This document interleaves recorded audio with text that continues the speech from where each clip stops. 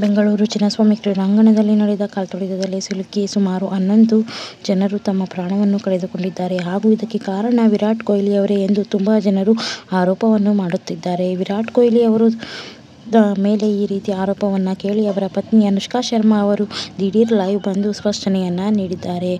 ಬನ್ನಿ ಅವರು Hi guys, I hope you all have an important message for you. I would like to appeal to everyone. ಹೇಳಿದ್ದಾರೆ ಎಂದು ಈ ಒಂದು ವಿಡಿಯೋದಲ್ಲಿ ಹೇಳ್ತೇವೆ. ಅದಕ್ಕೂ ಮೊದಲು ವಿಡಿಯೋಗೆ ಒಂದು ಲೈಕ್ ಕೊಟ್ಟು ಸಪೋರ್ಟ್ ಮಾಡಿ.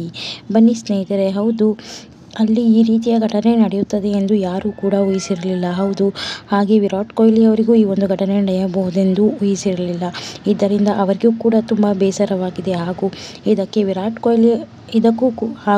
ಕೊಹ್ಲಿ ಅವರಿಗೆ ಯಾವುದೇ ಸಂಬಂಧವಿಲ್ಲ ಎಂದು ಅನುಷ್ಕಾ ಶರ್ಮಾ ಅವರು ಈ ಒಂದು ಲೈವ್ ಮೂಲಕ ಬಂದು ಜನರಿಗೆ ಸ್ಪಷ್ಟನೆಯನ್ನು ನೀಡಿದ್ದಾರೆ.